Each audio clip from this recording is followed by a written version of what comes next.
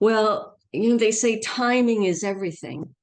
And in 2000, Women's and Gender Studies at Rutgers was becoming an official department. So the first time we were going to be allowed to hire our own faculty instead of always having to partner with another discipline where their values and our values weren't often the same. So we were moving towards autonomy. And we had a dean who wanted us to build a PhD program. So we were launching a PhD program, and we were thinking very creatively about how to get resources to build our department, to build our program. Rutgers had long been known as a bastion of feminist scholarship. Across the social sciences and the humanities, there were more than 50 feminist scholars doing incredible work. And those were the ones who were there in around 2000. There had been other super famous people who had horrifying stories about not getting tenure, being driven out by the men in their programs. But we had this enormously rich collection of feminist scholars, and we thought that in the way that journals have historically been about legitimation of a field, securing the editorship of Signs would be one way of helping put Rutgers on the map as a really powerful PhD program. At that time, there were only maybe 7 or 8 PhD programs, but we wanted to hit with a big splash. So we started meeting this huge collection of, a brain trust of feminist scholars across, maybe 15 different disciplines to talk about what kinds of things could Rutgers offer as an editorial home. And because we had at that particular moment a supportive dean, one of the things the dean was willing to offer was 2 graduate assistantships, which was huge, over and above office space and office furniture. They weren't going to let us sit in empty spaces. So our university was willing to support this endeavor, including a course reduction for the editor, which we thought would be really important given the amount of work involved with the journal. So we brainstormed for a goodly amount of time. And as is often the case, because I was an administrator, I was used to writing proposals. So I don't think I went into it thinking that I should be the editor of the journal, but that I could get the grant proposal in by the deadline. So I crafted this, circulated it to the different scholars who were participating, got tons of feedback, and got the dean to commit these vital resources. And we became a finalist and got interviewed. And as it turned out, when it got down to brass tacks, who was actually going to take on the work of editing, I got chosen. So that's how I came to be the editor. And it was an astonishing experience. I'm trained as a political theorist, so had done discipline-based work in political science and philosophy. And this was the first time I was doing reading across so many fascinating fields. So there was quite a step to just deal with the submissions. I mean, just a huge number of submissions. So you had to read and read and read and read and read. And it was critically important that we had such good people to work with. And in particular, we had wonderful staff, we had wonderful graduate research assistants, we had people who were willing to bring their creativity to the project. And we were willing to have people who were willing to spend a lot of time thinking about the kinds of issues that would be exciting to address. So we went into it in part, I think, to try to gain name recognition for our own program, to gain resources for our program, but we came out of it just learning tons and tons and tons about a field at an enormously exciting time in its development. And I have not been involved with the PhD program at Rutgers since I retired, but from the time we launched it in 2001 until 2019, we had a higher number of applications for the PhD program each year than any of the other PhD programs. We had colossal interest, and I think much of it was the wonderful faculty we had, but also We had name recognition. We were visible at conferences. We got invited to do outreach to different campuses, sometimes in terms of departmental reviews, sometimes in terms of just participating in how to publish workshops. So we got a lot of visibility.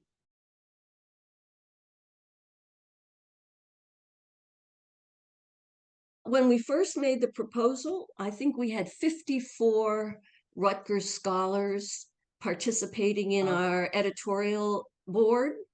And that's not counting all the international scholars who we lined up for the international editorial board. So we had a huge group. We could always count on people to do reviews.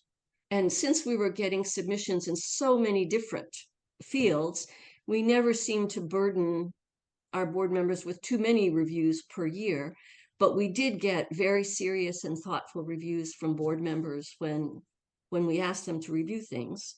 We got very good suggestions at the beginning when we were thinking about special issues and topics that should be addressed. But I think as we got into the intensive work of the project, it was the Signs staff, the managing editor, the senior editor, the 2 graduate research assistants who did the bulk of the work in terms of keeping everything afloat, inventing mechanisms to track progress so that you could keep track of all these manuscripts and all the state of play. So it was quite an intimate collective, I would say, involved in the day-to-day work that is essential to getting the program accomplished.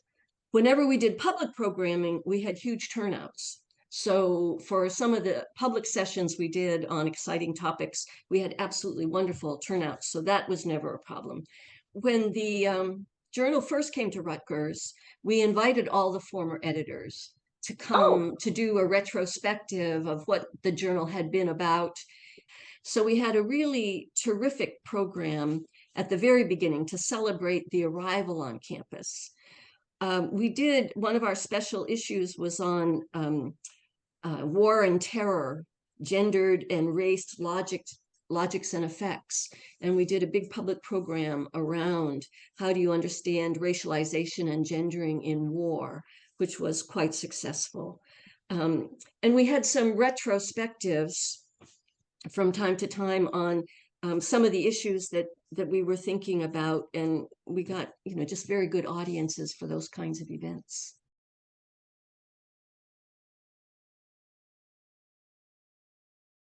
We also started a series of comparative perspective symposia.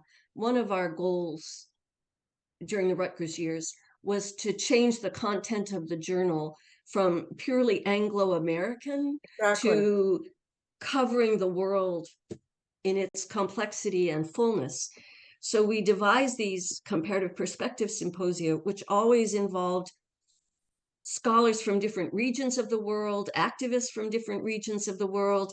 Some of them were small, 4 to 5 contributors. Some of them were large, 9 or 10 contributors.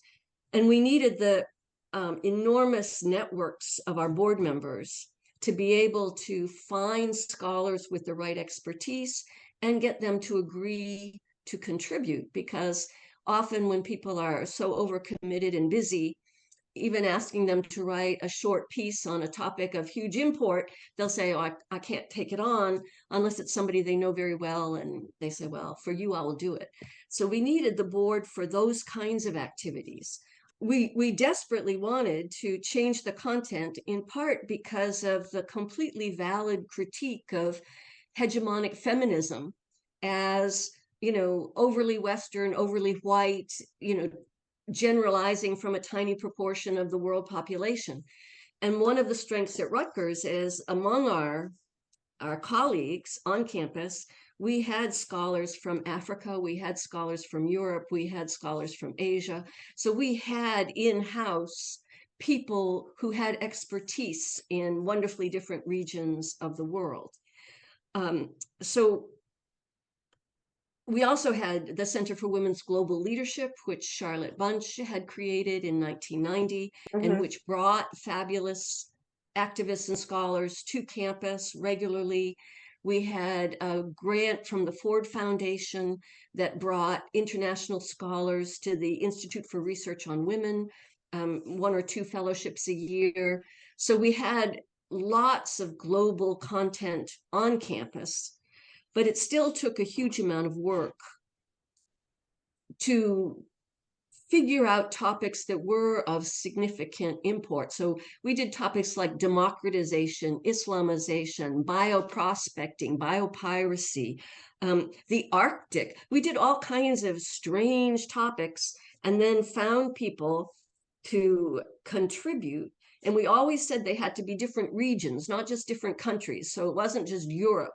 We wanted Latin America, we wanted Asia, we wanted Africa, we wanted South Asia, East Asia, Middle East.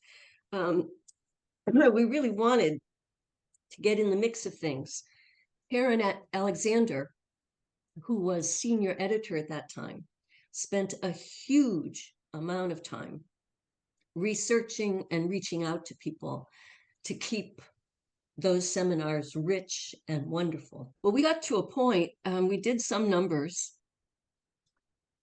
So 52% of our authors were from outside the US, and 66% of the content focused on sites that were outside of the US. So we were really able, and that was not for just 1 year, that was for multiple years. We were able to, push the boundaries of scholarship in ways that I think were very fruitful, very fruitful.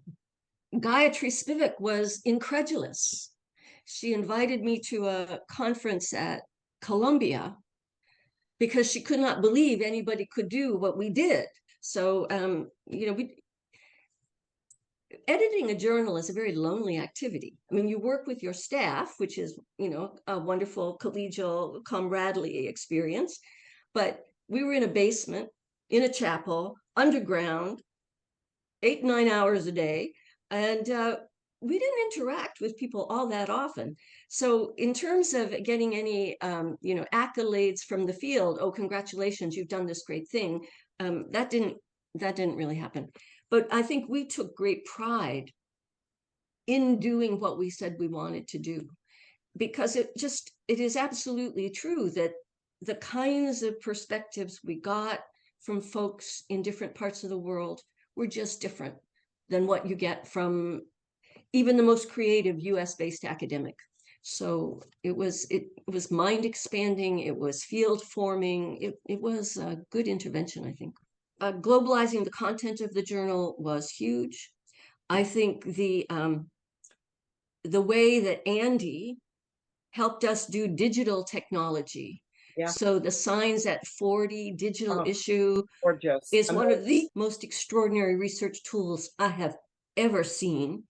And we were colossally proud of that. And then also the Kate Stimson Prize was a way of getting the University of Chicago Press to recognize the importance of feminist scholarship by putting, $1,000 behind an article in this journal. So that was an enormously important intervention too, I think.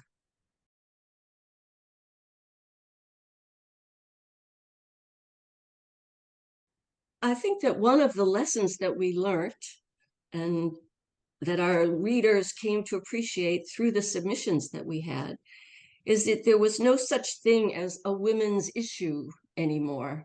Feminists were concerned with all issues. So when we thought about the kinds of topics that were important, whether it was refugee camps, whether it was, the massive underrepresentation of women in political leadership, whether it was violence against women, whether we did this, funny cluster on feminist sinologies.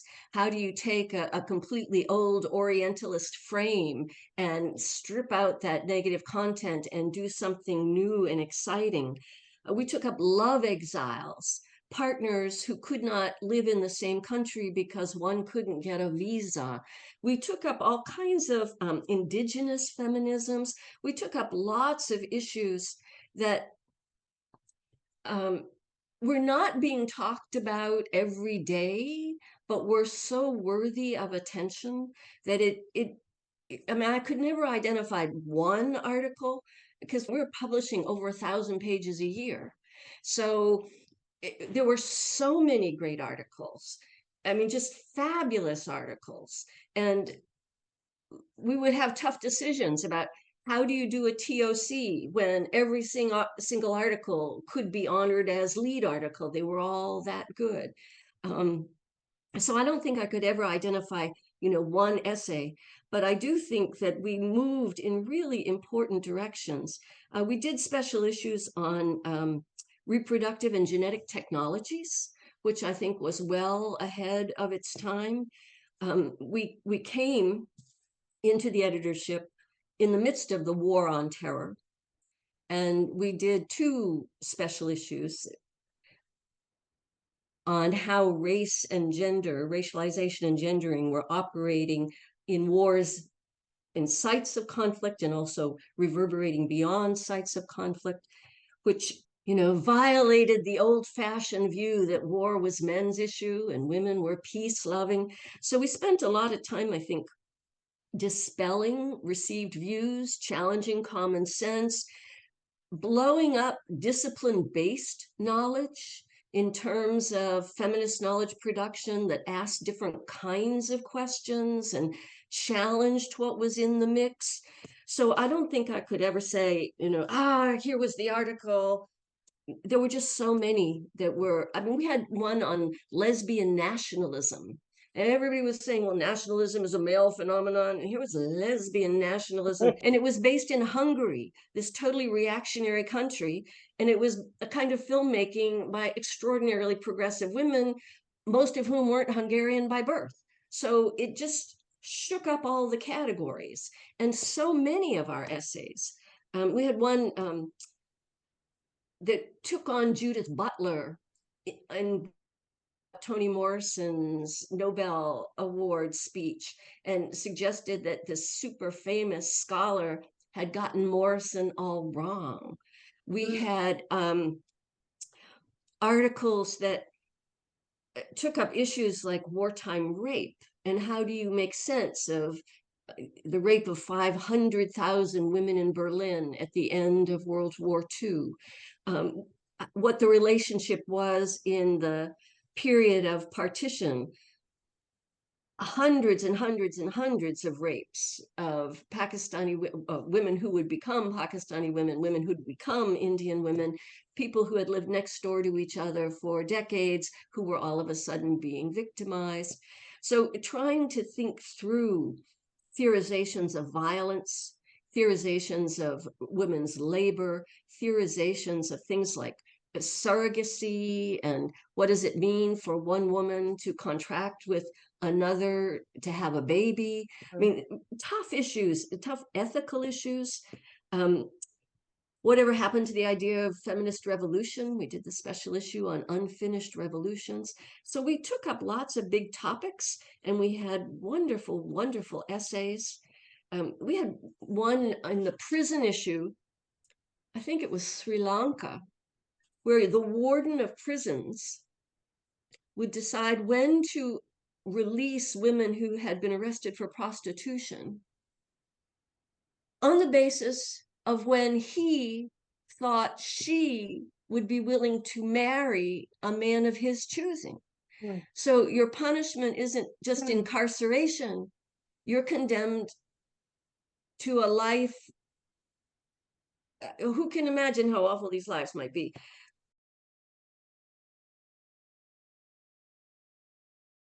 Prior to the Rutgers editorship, each host had done one term only, 5 years, and we were approached by the University of Chicago Press asking us to stay on.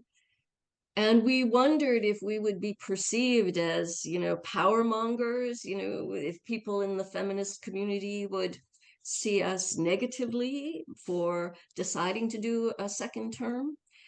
But as you may know that finding graduate assistantships when you have a flourishing PhD program and you need every penny you can possibly bring to the fore to subsidize their studies.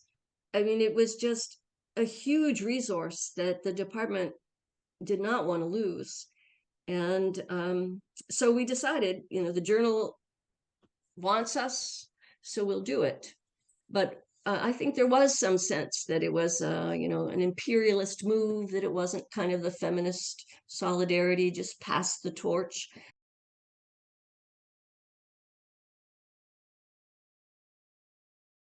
Well, I would say at the outset that one of the many ways that Web 2.0 has transformed life is something that was just emerging during the time that we were doing signs.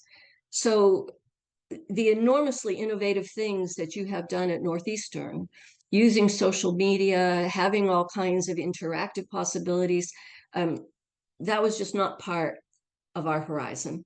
Our goal, and I mean, this was interesting because Rutgers had lots of activist organizations on campus: the Center for Women's Global Leadership, the Center for American Women in Politics, Center for Women in the Arts, were all advocacy as well as scholarly endeavors in their respective fields. So it was not that we thought there was any hard and fast distinction between intellect and activism. On the other hand, we were very strongly committed to making sure that Signs remained the premier journal in the field. And when Kate Stimson started Signs, there were two other feminist journals. By the time it came to Rutgers, there were almost 100 feminist journals. So the intellectual terrain was changing dramatically. Many of those journals were discipline-based, whereas we were interdisciplinary.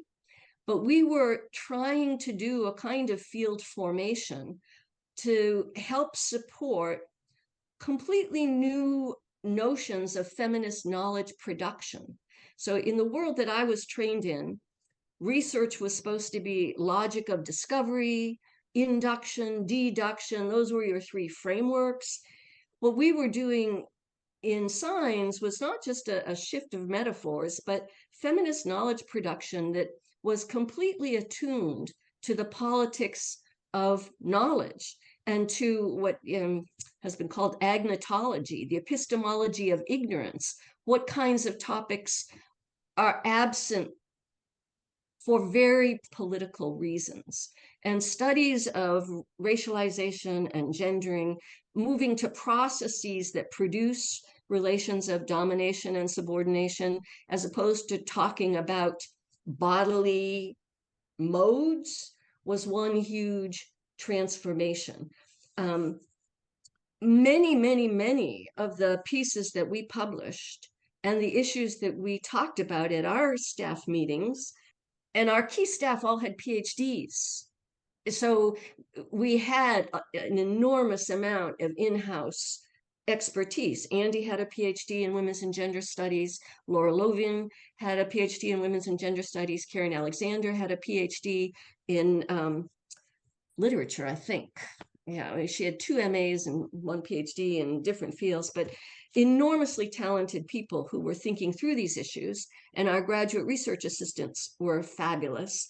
So we wanted to really think, how do we support the development of a new interdisciplinary project, as opposed to shoring up discipline-based scholarship? So we were dealing with intellectual issues about when and under what conditions can you take on some of the giants in the field, whether it was Gayatri Spivak or whether it was Judith Butler. How do you decide which articles are smart and really telling, and which articles are kind of nasty and cloying and not fair?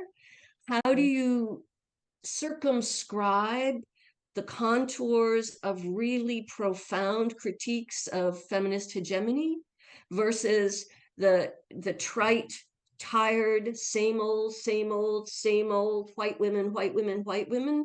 How do you begin to think through what kinds of feminist frames are really productive, which ones seem to be opening possibilities, which ones shut down possibilities. So I think we were talking about all kinds of content types of issues and the politics playing within them, as opposed to thinking about social issues on the horizon that we thought we should address. And part of that was the time frame, which I know only editors of journals are familiar with. But the time between submission and publication is 18 months at the speediest. So without using social media, I don't know how you can begin to try to take on, I mean, the horrors of the past 2 weeks. We have lots of articles in the journal over the past 40 years, totally relevant to these heartbreaking issues on both sides. From time to time, Andy would put together a special virtual issue that would, bring from the Signs archive really relevant pieces and post them on the website. But that's different than engaging an ongoing social crisis. And I admire what you've been doing at Northeastern, because it requires a very different kind of temporal thinking than what we were doing at Rutgers.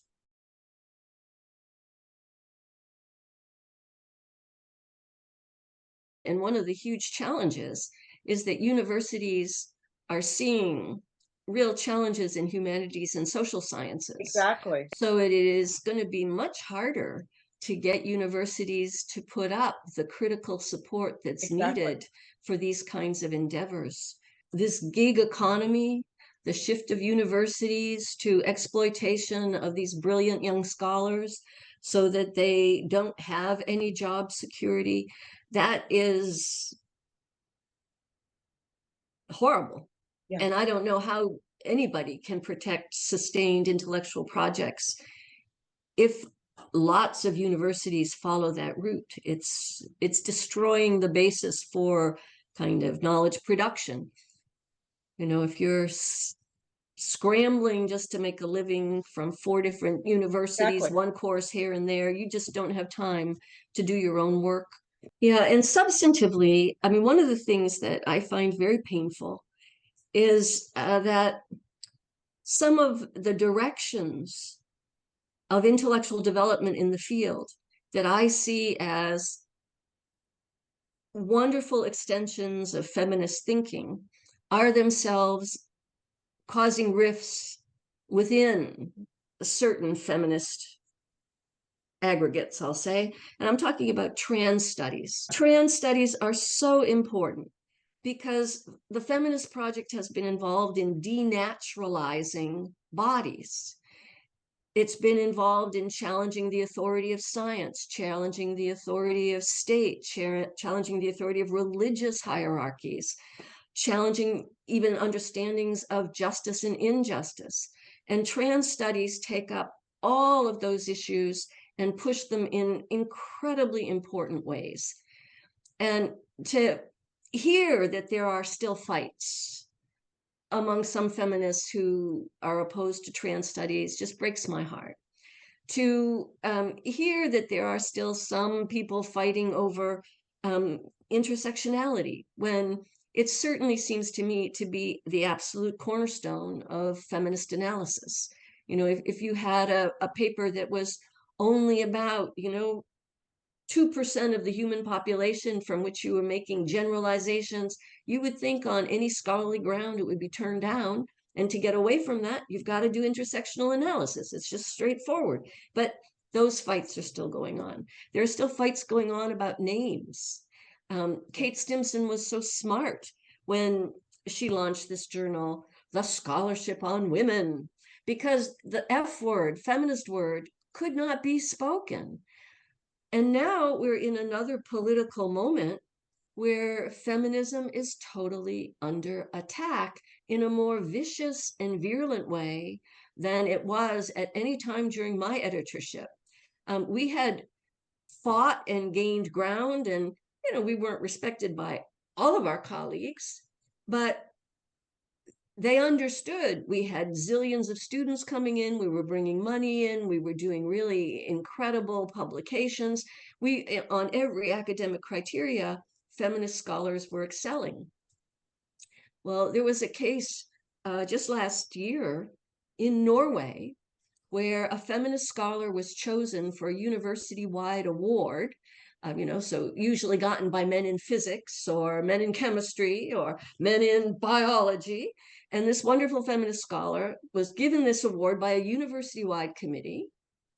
And when it was made public, and it involved, like a year's research leave plus funding and stuff, was very prestigious.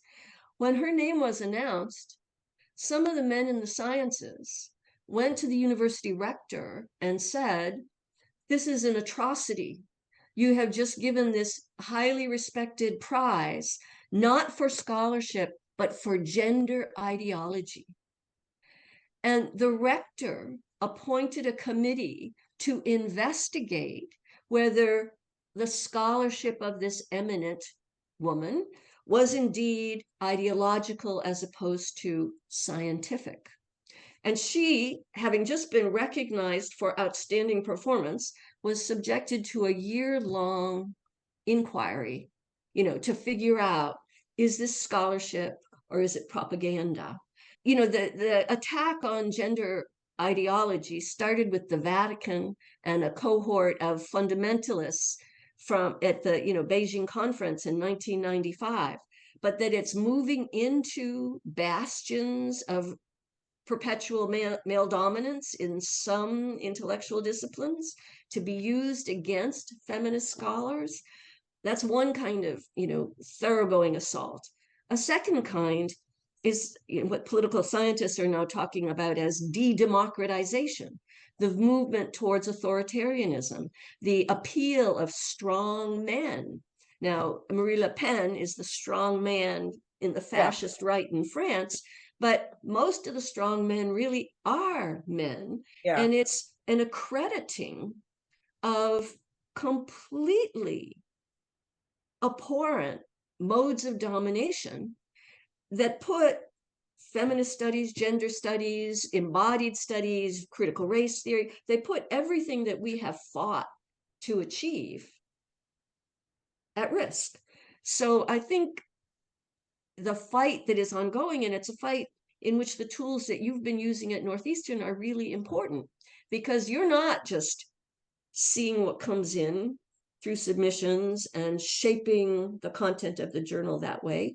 You are thinking about these cutting edge issues, thinking about the kinds of attack, thinking about strategies to get around those attacks in creative ways, creating spaces for those debates. So those kinds of battles are intellectual, but they're also existential. And people tell you you get more depressed with age. I find it very depressing that a field that we have all devoted our academic careers to creating could be wiped out.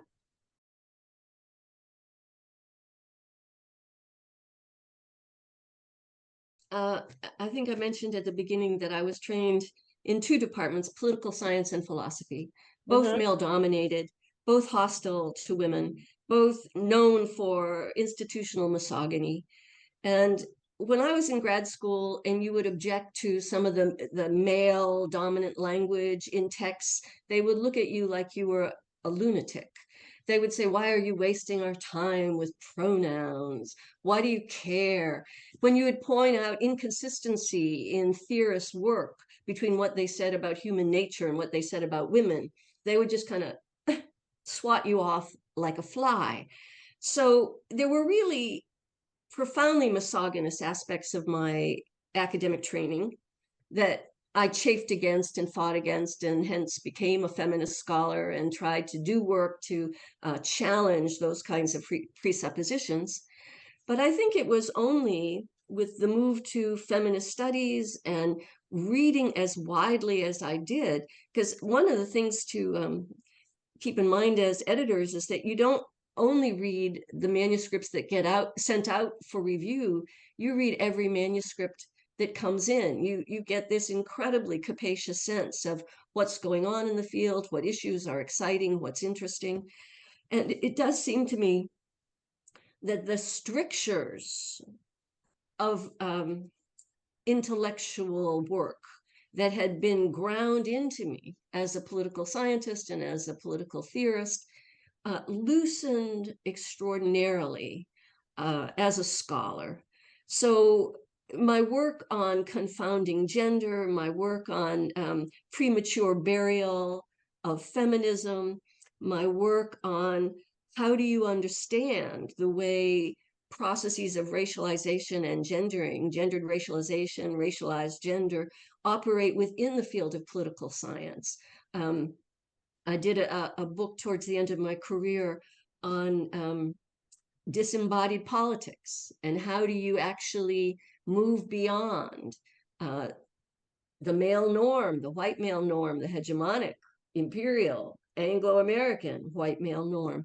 And the feminist work in signs gave me a language for approaching those topics that made my critiques of the discipline very different than critiques of the discipline coming from other very critical sources. So whether it was criticizing methodological nationalism or methodological individualism or methodological transnationalism, actually looking at processes, looking at the grammars of whiteness, looking at established modes of misogyny and homophobia, I learned how to see things very differently than I had as a graduate student or as a scholar. And it frees your mind in wonderfully helpful ways. Because, and this is partly why the gig economy makes me so ill, the young scholars are the ones who are doing incredibly innovative and creative work. So, Andy did a wonderful comparative perspective symposium on medical tourism that was a topic I didn't know anything about, would never have come to me. Um, uh, Susanna Galan and Miranda did one on protest bodies, or gendered bodies in the protest sphere. Again, enormously exciting work. And the Stimson Prize was a wonderful way of bringing attention to some of the new work because it is transformative.